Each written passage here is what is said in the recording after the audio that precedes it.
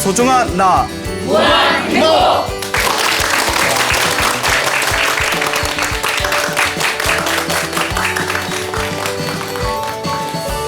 예, 만나서 반갑습니다. 반갑습니다. 예, 광호 스님이라고 합니다. 어떤 분들이 이제 이런 질문을 많이 합니다. 스님, 불교가 말하고자 하는 게 무엇입니까? 불교의 핵심이 무엇입니까? 라는 질문을 이제 자주 듣습니다. 이제 여러 가지 각도에서 설명할 수가 있겠죠. 그런데 옛날부터 많은 큰 스님들께서는 불교의 핵심, 불교에서 말하고자 하는 가장 중요한 의미는 마음을 잘 쓰는 것이다 라고 한결같이 말씀을 하셨습니다. 마음이 중요한 거죠. 그래서 우리가 부처님의 말씀을 모두 모아놓은 것을 팔만대장경이라고 합니다. 다 들어보셨죠? 네. 예, 우리나라 팔만대장경이 어디에 있죠? 그렇죠. 아, 그건 아세요. 예. 합천 해인사 어디 가보셨습니까? 예, 제 좋은 절입니다. 안 가보신 분들은 한번 꼭 가보시기 바랍니다. 요 합천 해인사에 팔만대장경이 있는데 부처님의 모든 말씀이 담긴 이 팔만대장경을 한 글자로 만들면 마음심자가 된다고 합니다. 결국 마음이 가장 중요하다는 것이죠. 그래서 이 마음을 잘 쓰는 게 핵심이다. 여러분들 마음이 있어요, 없어요? 예, 마음이 있잖아요. 예, 마음 있고 여러분 개들도 마음이 있어요, 없어요? 개도 마음이 있잖아요. 예, 배고프면 짖고, 예, 그리고 막 슬프면 개들도 낑낑대고, 개들도 꿈을 꾼다는 그 학설이 있지 않습니까? 개들도 마음이 있습니다. 근데 사람하고 개하고 같아요, 달라요? 다르죠. 똑같은 마음이 있는데 왜 다를까요? 마음 쓰는 게 틀리기 때문입니다. 그래서 사람이 사람답게 마음을 쓴다는 거. 그리고 또 사람이 사람답게 마음을 못 쓰면 뭐 같다고 하죠? 그렇죠. 이런 개 같은 놈 이러잖아요. 예, 별로 듣기 좋은 얘기는 아니에요. 개 같은 놈. 근데 개보다도 못하면 뭐라고 해요? 이 개보다도 못한 놈이라고 이제 이야기를 합니다. 예, 개 같은 놈, 개보다도 못한 놈. 그 개도 마음 있고 우리도 마음이 있는데, 그렇죠? 그런데 또 우리 인간들의 마음을 중생의 마음이라고 합니다. 그래서 중생심이라고 부르죠.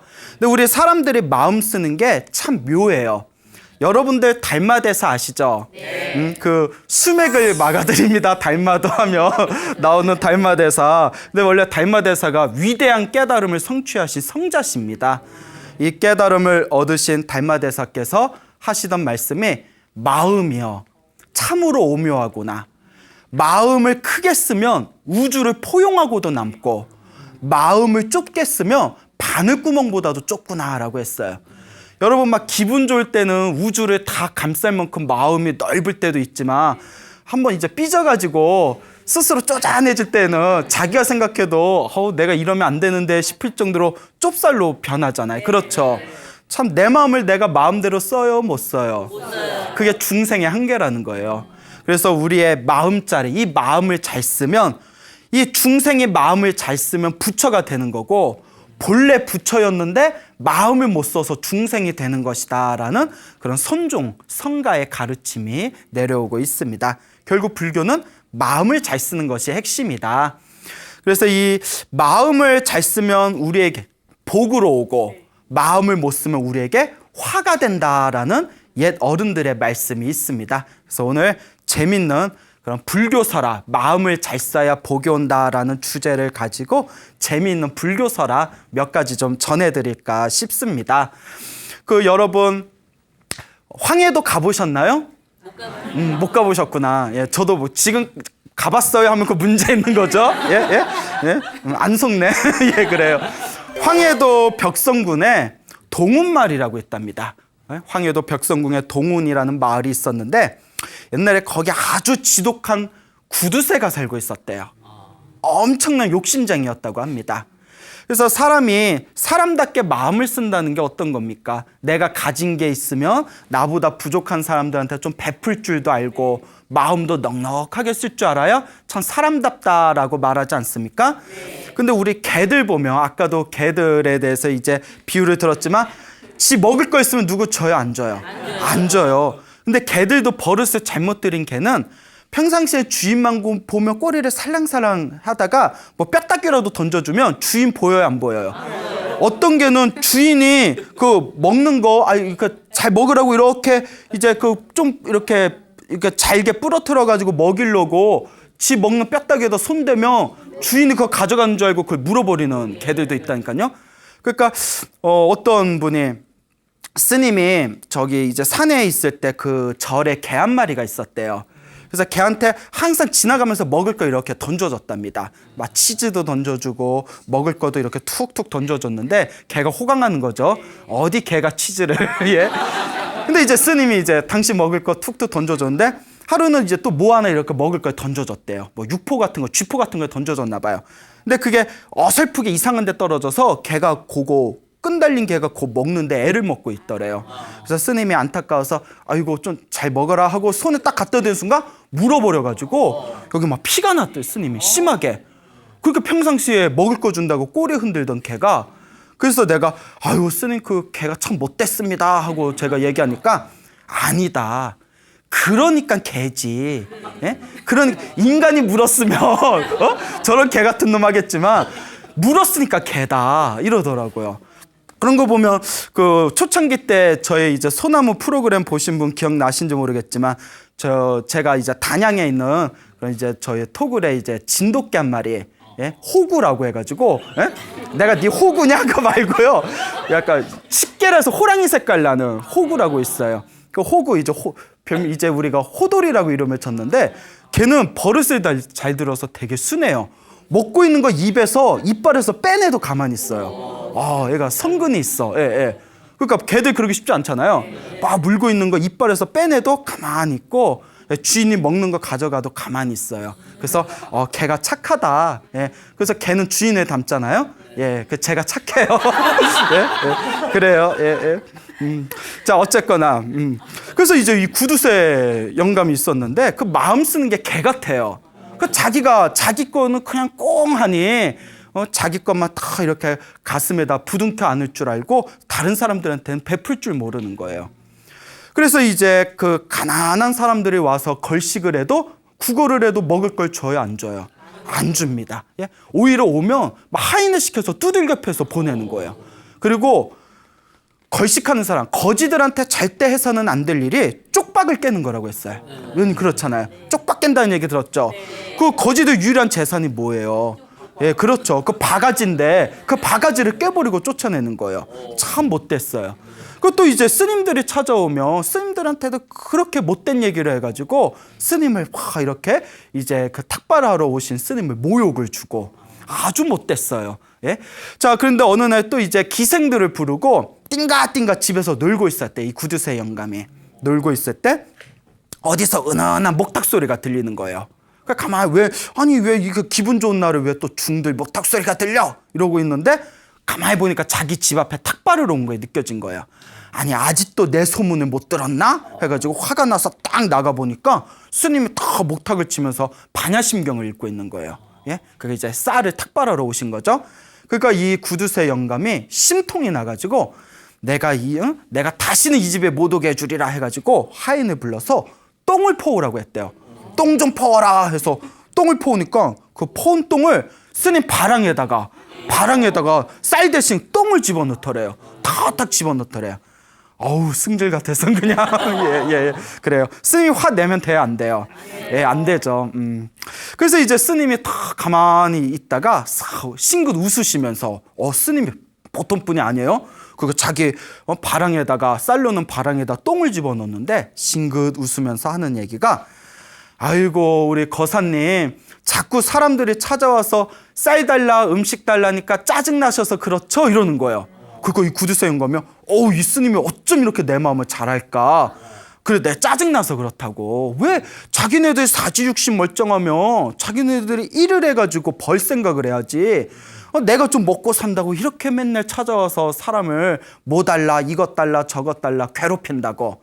그러니까 이 스님이 싱긋 웃으면서 하시는 얘기가 제가 다시는 그지들이 못 오는 방법을 가르쳐 드릴까요? 이러는 거예요. 아이 스님 그런 방법이 있습니까? 방법이 있습니다. 다시는 거지들이 못 오는 방법이 있습니다. 그게 뭡니까? 하니까 저 뒷산에 올라가면 요 집 뒤에 뒷산에 요쪽 저쪽 이렇게 들어가 보면 바위가 하나 있는데 그 바위가 용머리를 닮은 바위가 있을 거라고. 용 아시죠? 용. 예? 용 죽겠지. 예? 그 용이 있는데 용머리를 닮은 바위가 있는데 용머리를 닮은 바위에 그 머리 부분, 대가리 부분을 딱 쪼개 보시라고. 그러면 거지들이 찾아오는 거지들이 발길을 뚝 그치게 될 것입니다. 이러는 거예요. 아, 스님 그 말이 사실입니까? 아, 사실입니다. 스님은 거짓말을 하지 않습니다. 그러니까 그 뒤에 용머리를 닮은 바위를 발견하거든 그 대가리 부분, 목 부분을 똑 하고 끊어버리십시오. 다시는 거지들이 이 집을 찾아와서 우리 거사님을 괴롭힐 일이 없을 겁니다. 그 이제 하인을 불러서 그 스님이 가르쳐준 대로 요쪽 저쪽으로 들어가서 용머리를 닮은 바위를 한번 찾아보거라 이제 시킨 겁니다. 그 하인이 갔다 오보니까 있어요. 정말 용머리를 딱 닮은 희한한 바위가 하나 있는 거. 그 내려와가지고 주인 어른한테, 예? 아, 영감님, 예, 주인 어른, 그 정말 스님이 말한 대로 용머리를 닮은 바위가 있습니다. 그거 어떡할까요? 그래? 야, 그 스님이 말씀하신 게 사실인가 보다. 그거 가서 머리를 똑 하고 한번 부러뜨려 봐라.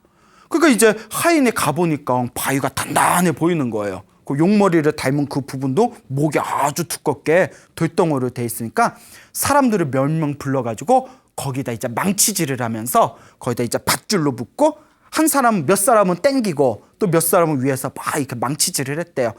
그런데 이제 그렇게 한 사흘이 지났는데 갑자기 하인이 내려와가지고 주인만이 큰일 났습니다 이러는 거예요. 왜 그러냐 했더니 올라가 보시죠. 올라가 봤더니 그 용 머리를 닮은 바위가 반쯤 이렇게 이제 구멍이 나기 시작했는데 거기서 시뻘건 피 같은 게 시뻘건 물이 철철철 나오더래요. 실컷 이제 시뻘건 황통물 같이. 근데 막 그 핏물처럼 막 쏟아지는 걸 보고 하인이 주인 어른 이거 아무래도 불길한 징조 같습니다. 그만두시죠. 근데 이 구두쇠 영감은 야 진짜 이거 영험 있나 보다. 정말 요게 끊어지면 다시는 그지들이 안 나타나려나 보다. 이거 정말 묘한 자리인가 보다. 그러니까 야 스님이 거짓말할 리 없다. 예? 스님한테 똥바가지 퍼주면서 또 스님이 거짓말하지 않는다는 믿음은 있었나 봐요. 스님이 거짓말할 일 없으니까 저걸 다 끊어버려라 이러는 겁니다. 그래서 영차고 딱 끊어내는 순간 거기서 뭐 시뻘건 피 같은 뭐 황통물이 차차차차 흘러넘치더니 하늘에서 갑자기 먹구름이 끼고 번개 벼락이 꽝꽝 내리치면서 폭우가 내리더래요. 그러니까 하인들이 무서워서 다들 도망가는데 이 주인이 이제 어쩔 줄 몰라가지고 집으로 내려오는 길에 갑자기 벼락을 맞아서 죽어버렸답니다. 갑자기 벼락을 맞아서 죽어버리고 그리고 그 집에도 막 벼락이 몇 번 치더니 그 고래등 같은 그 부잣집의 집이 완전히 불타버려서 사라졌다.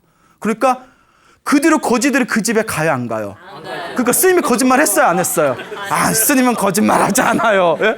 집이 홀라당 타버리고 주인이 벼락 맞아서 죽어가지고 다시는 거지들도 그 집을 찾아가지를 않았다고 합니다. 그래서 그 전에 내려오는 전설에 의하면 그 주인이 건든 그 땅의 기운에 용맥을 건든 거래요. 용맥. 예, 그 집이 큰 부자가 될 수 있도록 이렇게 기운을 넣어주던 뒷산에 있는 용맥을 끊어버렸기 때문에 그 화를 당한 것이다라는 이야기가 전해지고 있습니다. 그러니까 그 동온 마을의 사람들이 이 광경을 다 보고 아이고 저렇게 평생 자기 욕심만 차리고 사람들한테 베풀 줄 모르고 스님들한테 온갖 모욕을 주니까 하늘 천신에 큰 벼락을 맞고 화를 당한 것이다. 인과응보가 분명히 있구나라는 것을 느끼고는 그 마을 사람들이 마을 이름을 바꿔버렸대요. 그래서 용의 머리다 해서 용두리로 바꿔버렸대요. 예? 용두리로 바꾸고 항상 그걸 자손들한테 얘기해주면서 그때 이런 일이 있었다. 하늘의 화가 이렇게 무섭다. 자업자득이다. 그러니 복을 많이 짓고 선행을 많이 지어야 된다 해서 마을 사람들이 그 구두쇠 영감의 최후를 교훈으로 삼아서 귀감으로 삼아서 선행을 열심히 해가지고 그 공덕이 있어서 그런지 그 용두리 마을에 큰 나라의 인재들이 많이 배출되었다고 합니다. 예, 이런 이야기가 우리 불교 설화에 전해지고 있습니다. 근데 이렇게 욕심 많은 그 부자 구두쇠가 그 스님이나 가난한 사람들을 업신여기다가 큰 화를 당했다라는 이야기가 전국의 여러 마을에 퍼져 있는 굉장히 보편화된 불교설화 중에 하나입니다. 또 이와 비슷한 이야기가 하나 있는데요. 아까는 저 북한의 황해도에서 있었던 이야기를 말씀드렸죠. 요 경상남도 경남 함양에 내려가면 이와 또 흡사한 이야기가 그대로 전해지고 있습니다. 그 경남 함양에 고정마을이라고 있었대요. 고정마을. 이 고정마을에도 역시 누가 살고 있었다. 그렇죠. 구두쇠, 예? 욕심쟁이 이제 부자가 살고 있었대요. 그 어느 그 마을에 가도 그 구두쇠 영감 한 분씩은 있나 봅니다. 예? 그러니까 이 욕심쟁이 이제 할아버지가 살고 있었는데 그렇게 남한테 베풀 줄을 몰랐답니다. 남한테 아무것도 베풀 줄을 모르는 분인데 더 심각한 거는 당신도 베풀 줄을 모르는데 가족들에게도 남에게 베푸는 법을 가르치질 않았대요. 그러니까 그 가족들이 다들 못됐어요. 예? 다들 못됐어. 끼리끼리 만난다고. 예? 참 예? 첩첩의 상중이라고. 그러니까 가족들이 다 못됐는데 그 중에서 유일하게 천사 같은 여인네가 하나 있었어요. 그 집 며느리가 그 바깥에서 들어온 그 집 며느리는 불심도 깊고 굉장히 착해가지고 그 뭐 시댁에서는 가난한 사람이 오면 막 내쫓고 스님들이 오면 나 몰라라 하고 막 모욕을 줘서 내쫓았는데 이 며느리는 몰래 거린들이 오면 거지들이 오면 떡 한 덩어리라도 쥐어주고 스님들이 오면 몰래 이렇게 쌀도 한 바가지씩 부어주고 그랬답니다. 근데 하루는 또 이제 어느 스님께서 이렇게 탁발을 나오셨대요. 탁발을 나오셔서 이제 목탁을 치면서 이제 쌀을 얻고자 했을 때 또 이 주인 어른께서 또 화가 나가지고 그 스님한테 막 모욕을 줬답니다. 아이 툭하면 왜 우리 집에 와서 우리 집이 절간이냐고 왜 툭하면 우리 집에 와서 쌀을 받아가냐고 막 이렇게 화를 내면서 내쫓으니까 스님께서 하시는 말씀이 당신이 이렇게 부자로 사는 거는 전생에 복을 많이 지어서 그렇습니다. 근데 지금 이렇게 복을 다 까먹고 있으면 어떡합니까? 그러지 말고 복을 지으십시오 하니까 이 구두쇠 영감이 귀에 들어와요, 안 들어와요? 안 들어오죠. 어디 중이 약을 팔고 있어? 뭐 이러면서 웃기고 있네 하면서 이제 내쫓았답니다. 그러니까 이 며느리가 너무 가슴이 아픈 거예요. 너무나 불심이 깊으니까. 그 며느리가 몰래 이제 쌀 한 바가지를 준비한 뒤에 이제 이렇게 이제 내려가는 스님을 가서 싹 붙들고는 스님 요거 받으시고 너무 마음 상처받지 마세요. 제가 대신 사과드립니다. 저희 집안이 조금 모집니다. 미안합니다 하고 사과를 하니까 이제 스님이 딱 보더니 안악내는 그래도 참으로 마음이 고꾸려 하면서 하시는 말씀이 이 집안은 이미 복을 다 까먹어서 올해 안에 큰 화를 당하게 될 것입니다. 그러니까 여기 더 이상 오래 지체하지 말고 몸을 빨리 피하십시오. 그렇지 않으면 그 화를 당신까지 당하게 됩니다. 당신은 착한 여인인데 당신까지 같이 화를 입을 필요가 뭐가 있겠습니까? 반드시 오래 조심하셔야 됩니다. 이렇게 스님이 귀뜸을 해주는 겁니다. 그러니까 이 여인네가 스님 너무 그렇게 이제 안 좋은 얘기하지 마시고 부디 마음을 푸십시오 하면서 이렇게 이제 헤어지게 됐어요. 그러니까 그 스님이 올해 안에 꼭 조심해야 된다. 집안에 큰 화가 닥친다라는 말을 들으니까 마음이 불안한 거예요. 마음이 불안하지만 옛날 여인네도 얼마나 바빠요. 빨래하라, 밥지라, 애들 뭐 옛날 사람인 것처럼 맞아 그러세요. 그 시대 때 안 살아봤으면서 그렇잖아요. 자 어쨌거나 그렇게 힘들게 그날 살아보다 보니까 그 스님이 하셨던 얘기를 싹 잊어버리고 말았대요. 싹 잊어버리고 있었을 때 어느 날이었어요. 어느 날 이제 한 여름이 이제 다 되었을 때 갑자기 이제 친정이 좀 가까운 데 있었나 봐요. 친정 쪽에서 인편이 온 거예요. 사람이 편지를 가지고 찾아와서 어머님이 굉장히 목숨이 위독하시네. 이제 고 숨을 넘기실 것 같다. 그냥 어서 와가지고 어머님 마지막 임종을 좀 살펴봐라. 그러니까 이 딸이 얼마나 심장이 두근거려요. 그래서 시댁에 말씀을 드리고 급하게 이제 친정댁에 갑니다. 그래서 친정댁에 갔는데 벌써 딱 가보니까 어머니가 이제 많이 안정이 돼 있는 상황이고 집안 식구들도 다 한숨 돌리고 있는 상황이었어요. 아유 어머니 금방이라도 돌아가실 것 같다고 해서 급하게 왔더니 그래도 이만큼 차도가 있으셔서 다행입니다 라고 이렇게 이제 말씀을 드리고 있는데 갑자기 꾸물꾸물거리더니 하늘에서 비가 한두 방울 떨어지기 시작하는데 막 폭우가 내리기 시작하는 거예요. 막 폭우가 막 내리고 내리니까 다시 시댁으로 돌아가야 되는데 비가 너무 많이 오니까 길이 끊길 정도가 된 거예요. 그러니까 이제 친정 식구들이 아무래도 비가 심상치가 않다. 지금 비 맞으면서 갔다가 너 큰 화를 당하겠다. 그런데 비가 좀 그친 뒤에 가라.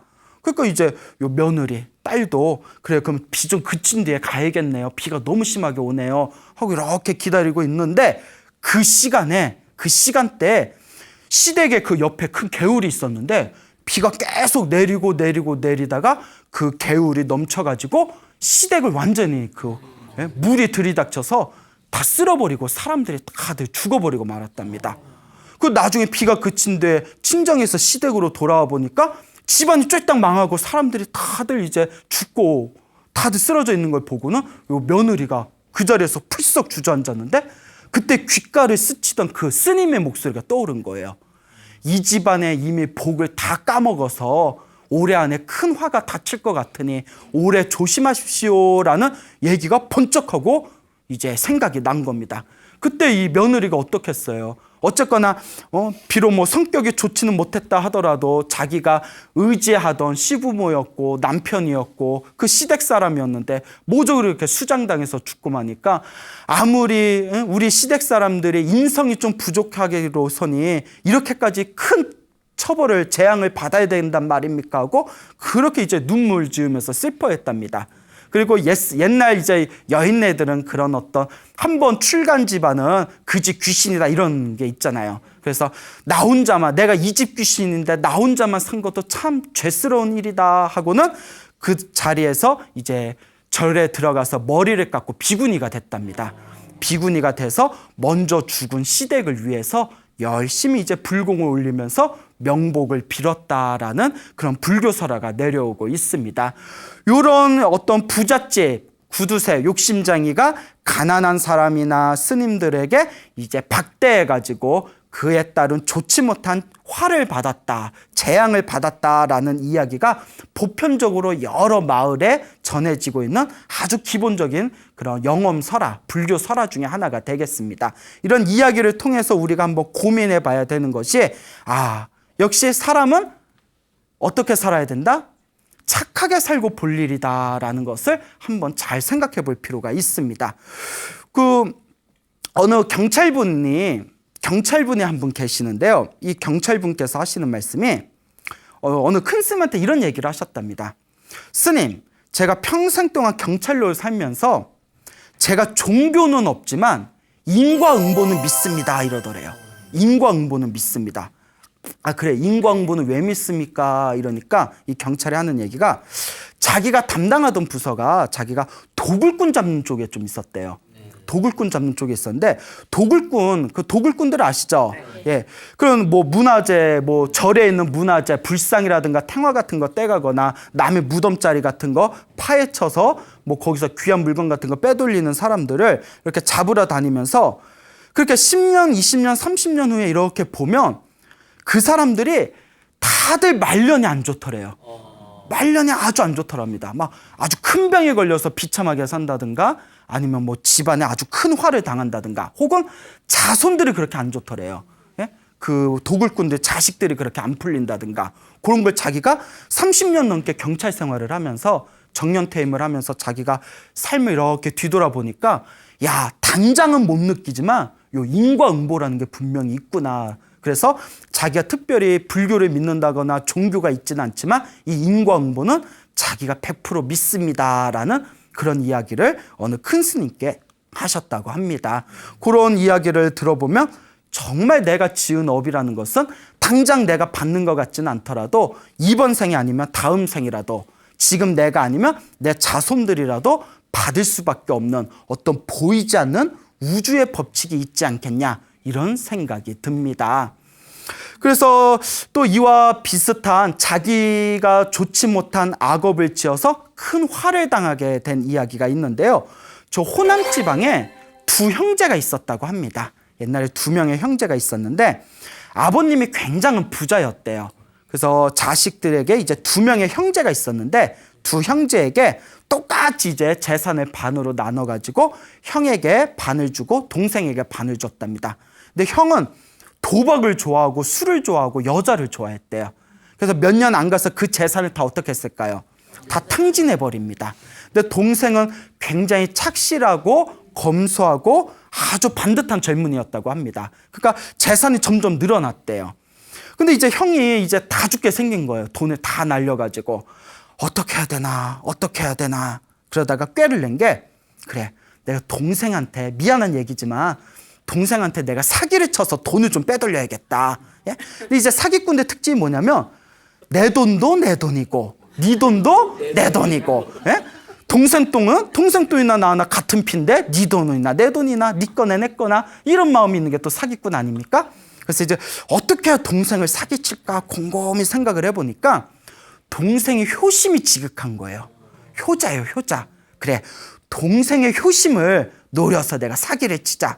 그래서 어떤 방법을 꾸미냐면 참 입에 담기도 참 어려운 얘기인데 몰래 자기 아버지, 예? 동생의 아버지면 누구의 아버지예요? 자기 아버지잖아요. 예? 그래 동생의 아버지를 이용하자 이러는 거예요. 예? 그 자기 아버지인데 가가지고 아버지 산소를 파헤친 거예요. 파헤쳐서 뭔 얘기 나올 줄 알고 벌써 이러세요? 예? 예? 무덤을 꺼내요. 무덤을 다 파헤쳐서 관을 연 뒤에 아버지 시체 이제 뼈다귀만 남았을 거 아니요? 목을 잘라서 해골 두골이라고 하죠. 두골을 들고 몰래 도망을 간 거예요. 누구 아버지? 자기 아버지. 근데 자기는 누구 아버지? 동생 아버지. 예? 그래요. 사람이 미치면 그렇게 되는 거예요. 그러니까 자기 아버지 해골 바가지를 다 해골 두골을 딱 들고 몰래 이제 집에 가가지고 편지를 씁니다. 나는 아주 잔인무도한 산적이다. 너네 아버지 무덤가에 내가 해골 두골을 내가 몰래 탈취했으니 이걸 얻고 싶거든 천냥을 가져와라. 몇월 며칠 몇 시에 어디서 내가 너네 아버지 내가 요 두골을 줄 테니 천냥을 가져와라.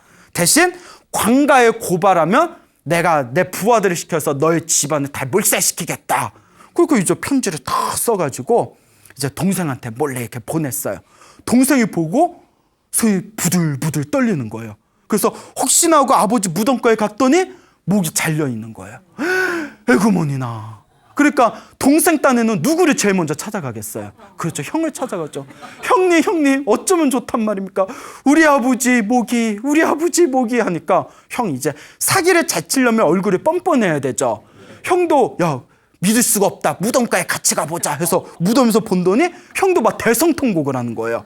아이고 이걸 어쩌나 조상님 뵐 면목이 없네 이걸 어쩌나 이러는 거예요. 그러니까 사기꾼은 얼굴이 뻔뻔하고 봐야 돼요.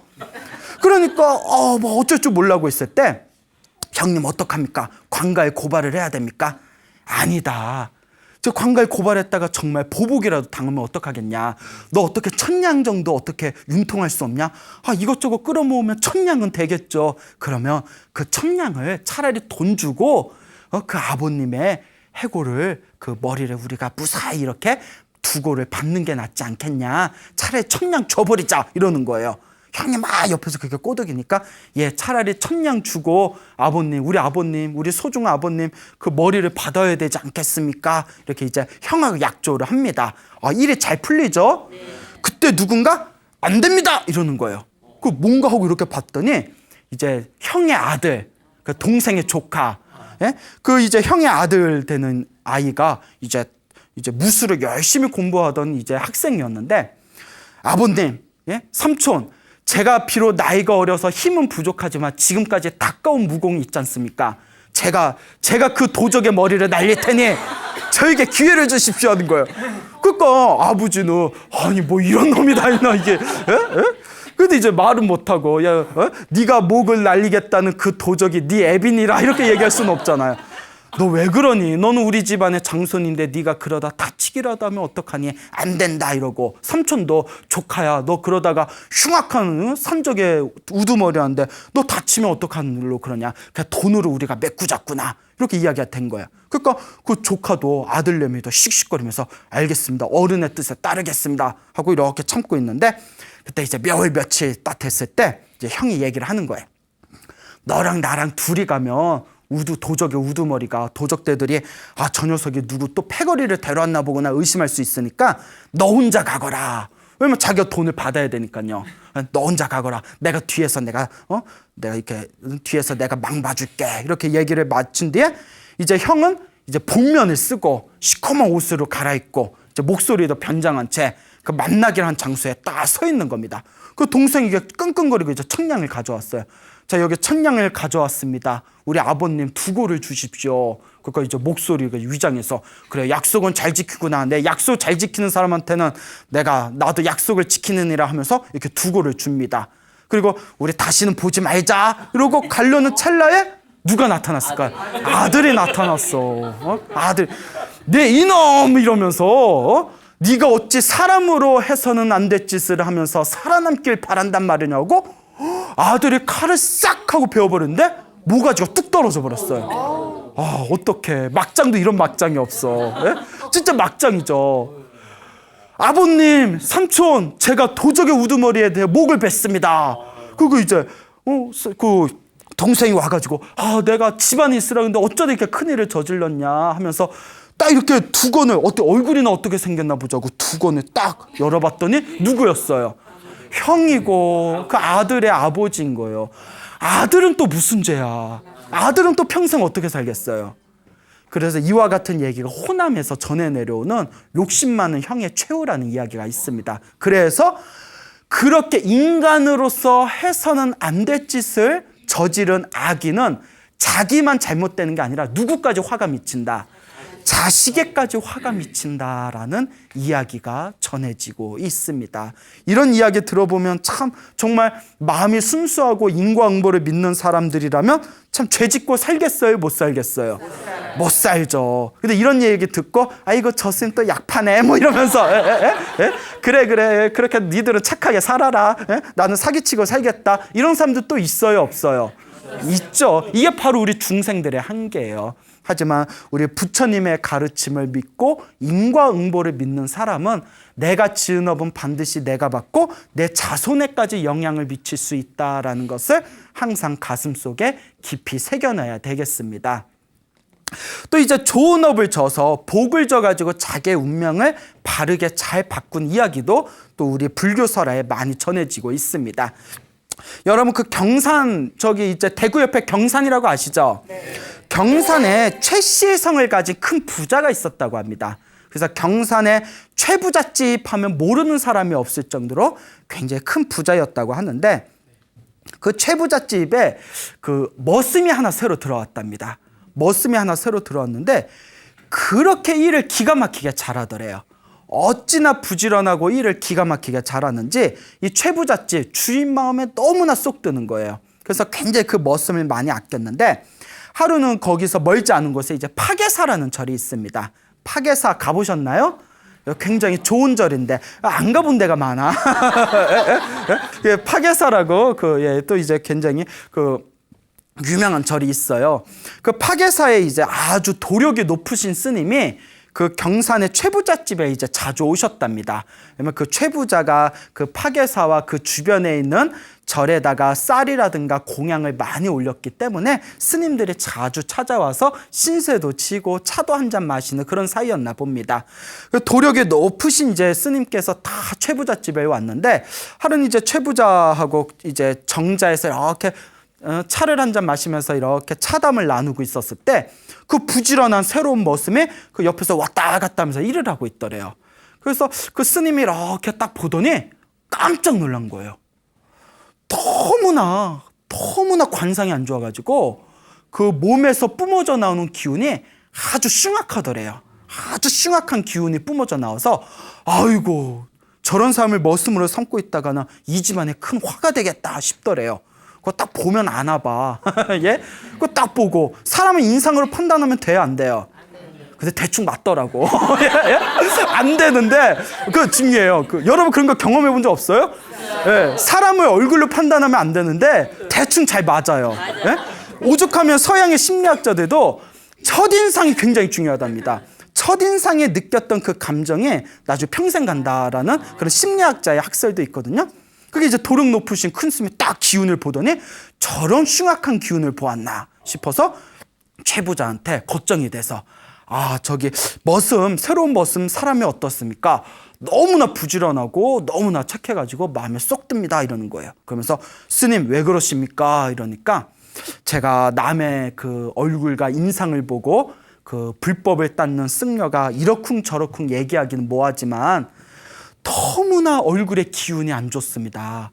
얼굴에 아주 사특한 악한 기운이 있는데 저런 사람을 오래 두고 있으면 반드시 주인에게 해가 끼칠까 봐 염려가 됩니다. 그러니 그냥 빨리 집으로 돌려보내십시오 이러는 거예요. 그러니까 우리 최 부자는 간만에 부지런하고 힘 잘 쓰는 머슴이 와서 너무 마음에 들었는데 스님이 그러니까. 근데 괜히 스님이 그런 말하면 괜히 땡겨요, 안 땡겨요? 뒤통수 땡겨요. 예. 뒤통수가 땡기죠. 왜 그런 말을 했을까? 왜 그런 말을 했을까? 이런 거 안 땡기세요? 예? 땡기죠. 예를 들어 광우 스님이 괜히 지나가다 여러분 딱 얼굴 보고 혹시 집안에 우환이 있으신가요? 이러면 아니, 없는데요 하면서도 그날 괜히 그 말이 땡길까요, 안 땡길까요? 땡겨요. 그런 거 너무 땡기는 사람이 나중에 사이비한테 걸리는 거예요. 예. 그렇죠. 그 말 한마디에 마음 약하게 막 휘둘리면. 어쨌거나 우리 경주 최부자도 워낙 도력 높으신 큰 스님이 그런 말씀을 하다 보니까, 점잖으신 스님이 그런 말씀을 하다 보니까 마음이 막 흔들리는 거예요. 안 되겠다 싶어가지고 그럼 스님 말씀대로 하겠습니다. 언제 스님께서 한 번이라도 오랫동안 우리가 이렇게 교우하면서 한 번이라도 그런 헛된 얘기 하신 적이 있었겠습니까? 제가 잘 그렇게 처리하겠습니다 하고는 나중에 이제 머슴을 살짝 부릅니다. 머슴한테 이렇게 노잣돈 좀 주면서 자네가 일을 너무 열심히 해줘가지고 고마운데 자네하고 좀 인연이 아닌 것 같네. 그만 이제 집으로 돌아가시게나 이러는 거예요. 그 머슴이 간만에 이제 좋은 주인, 성격 좋은 주인 만나가지고 너무 좋았는데 또 집으로 가라니까 눈물이 뚝뚝 흘리면서 저는 주인님 밑에서 이렇게 머슴 사니까 너무 좋다고 집으로 돌려보내시지 말고 여기서 일 좀 계속하게 해달라고. 근데 어떻게 해요? 이 최부자도 이제 스님한테 들은 얘기가 있으니까 마음이 편안하지 않는 거예요. 그러지 말고 우리가 인연이 아닌 것 같으니까 나중에 다시 보자 이렇게 돌려보냈어요. 이제 씩씩거리면서 이제 나왔는데 이제 집으로 돌아가려면 강을 건너야 되는데 그 강에 있는 다리가 하필이면 그날 큰 비가 내려가지고 폭우가 내려서 다리가 떠내려간 거예요. 그러니까 집에 가려니까 다리가 떠내려가고 없으니까 나는 뭐가 이렇게 박복해서 간만에 좋은 주인 만났는데 주인이 집에 돌아가라 하지, 집에 가려고 다 나서 보니까 다리는 끊겨 있지, 일로 갈 수도 없고 절로 갈 수도 없고 나는 왜 이리 박복하냐 하고 갑자기 그냥 눈물을 펑펑 쏟아버리는 거예요. 그런데 여러분, 우리가 살다 보면 그런 거 느낀 적 있어요? 안 좋은 일이 한 번에 확 닥칠 때가 있어요. 그래요? 그래요? 리액션이 너무 훅 들어오셔서 그러니까 안 좋은 일이 한 번에 훅 닥칠 때가 있거든요. 그것도 내가 얼마나 전생에 내가 박복했으면, 박복하게 살았으면 내가 지금 이번 생에 이렇게 힘든 일을 자꾸 겪을까 한번 냉정하게 생각하고 스스로 내가 전생에 지어놓은 복이 없어서 이렇게 내 삶이 힘든 거니 이번 생에 내가 복을 좀 잘 지어야 되겠구나라는 그런 마음을 일으키셔야 됩니다. 알겠죠? 네. 자, 그래서 펑펑 이제 울고 있을 때 저기서 뭐 시커먼 게 떴다 가라앉았다 하면서 겨울가에서 막 이렇게 뭐가 내려가고 있는 거예요. 뭐 시커먼 게 뭔가 이렇게 봤더니 겨울가에 떠내려가는 게 나무통인데 나무통에 개미들이 득실득실 이렇게 붙어 있는 거예요. 몽고하니 위에 산에 폭우가 내려서 땅이 이렇게 무너져 내리니까 거기에 개미굴들이 있었나 봐요. 물에 빠진 개미굴들이 어떻게든 살겠다고 그 나무나 집단 위에 떠내려가는 집단 위에 이제 올라가가지고 개울가에 물에 쫙 내려가고 있는 거예요. 그 보니까 저것들이 나중에 큰 강으로 나가면 빠져서 다 죽게 생겼거든요. 아유, 니나 내나 참 불쌍하긴 똑같구나. 아유 하면서 미물이지만 차마 그냥 보내기 뭐하다 해가지고 자기가 그냥 이렇게 옷을 벗고는 그 개울가, 위험한 개울가에 탁 들어가서 허리까지 차는 개울가에 들어가서 그 개미가 잔뜩 붙어있는 나무통을 들어다가 안전하게 땅 위에다 올려줬대요. 그게 마음을 또 써요. 그런데 그거 올려주고 나니까 또 계속 내려오는 거예요. 그러니까 또 하나만 살려주다 보니까 또 아쉬워요, 안 아쉬워요? 그래요. 아유, 이왕 집에 가기도 글렀고 옷도 버린 김에 저것들이나 살려주자고 몇 시간 동안 힘들게 오들오들 떨어가면서 겨울가에서 그 계속 내려오는 수십 개의 나무통, 개미들이 붙어있는 집단과 나무통을 다 들어다가 그 땅바닥에 내려놓고 그 수만 마리의 개미들을 살려줬답니다. 그러다 이렇게 개미들 다 살려주고 나서 온몸이 노곤노곤한 거예요. 오늘 집에 가기도 힘든데 오늘 너무 내가 힘을 써서 힘들어 죽겠다. 그러지 말고 오늘 그냥 사정 얘기하고 우리 부자 어른한테 말씀드리고 오늘 하룻밤만 좀 신세지자. 이제 집에 싹 가요. 밤늦게 집에 가서 어르신 부르는 거예요. 그러니까 최 부자 깜짝 놀라서 아니 아침에 집에 가라고 노잣돈까지 줬는데 왜 다시 돌아왔냐. 이제 사정 얘기를 해요. 그러니까 하룻밤만 좀 재워주십시오. 이러니까 자 가만 생각하다 그 오늘 하룻밤만이다 하고 이제 방을 하나 내줬는데 아예 주인 어른 감사합니다 하고 방으로 다 가려는 길에 그때 이제 스님이 이제 하룻밤 주무시려다가 이제 잠시 화장실에 가시려고 나오신 파게사 스님하고 얼굴 딱 마주친 거예요. 그 파게사 스님 보고 깜짝 놀란 거예요. 이 녀석이 왜 아직도 안 갔나? 그래서 뭐 아직 안 갔네? 예, 내일 가려고요. 하룻밤 쉬다 가게 됐습니다. 그래 쉬어 이러려고 하는데 파게사 스님이 느낌이 좀 이상한 거예요. 뭐지? 뭘까? 소변 보면서 뭐지 하다가 깜짝 놀라버린 거예요. 그래서 오줌방울도 다 안 털고 깜짝 놀래가지고 머스머하고 후다닥 갔대요. 너무 놀래서 막 손에 다 묻었겠죠. 예? 좀 더러워요. 그리고 가가지고 너 좀 잠깐 나와봐라. 왜 그러세요? 하고 딱 보더니 방에 딱 앉혀놓고 오늘 무슨 일 있었는지 말해봐라. 솔직히 말해봐라 이러는 거예요. 아니 오늘 별일 없었고 오늘 더럽게 재수가 없어서 옆 최부잣집 집에서 쫓겨났습니다. 그게 아닌데 이러는 거예요. 스님 왜 그러십니까? 하고 이제 여쭤보니까 오늘 아침에 너의 얼굴을 봤을 때는 얼굴에 아주 사특하고 좋지 못한 기운이 가득했다. 근데 지금 너의 얼굴을 보니까 너무나 고요하고 평온하고 아주 좋은 기운이 가득하다. 어떻게 반나절 만에 사람 얼굴이 이렇게 변한단 말이냐 이러는 거예요. 그래서 아니 오늘 집에 가려다 다리가 끊겨서 개미들 좀 구해줬는데 이랬더니 네가 구했던 개미들이 생명 하나하나로 치면 수만 마리의 생명을 구한 게 아니냐. 너의 그 자비로운 마음이 너의 안 좋은 기운을 바꿨구나. 참으로 훌륭하다라고 하더래요. 그러더니 바로 그냥 최 부자한테 가서 이렇게 훌륭한 머슴을 제가 사람을 잘못 받고 내쫓으려고 했나 봅니다. 지금 얼굴이 너무나 복의 기운이 가득하니 옆에 두고 잘 쓰십시오라고 해서 그 최부잣집에 그 머슴이 계속 일을 열심히 할 수 있었다라는 이야기가 경산 최부잣집 불교설화가 내려오고 있습니다. 하지만 이 이야기에서 가장 중요한 것은 내가 지금 당장 좋지 못한 일이 생기고 내가 지금 당장 안 좋은 일이 생긴다 하더라도 그 마음을 잘 내려놓고 자꾸 복을 짓고 선업을 지으려고 노력한다면 안 좋은 내 운명의 에너지가 분명히 바뀌게 될 것이다 라는 교훈을 여러분들이 또렷하게 각인하셔야 됩니다.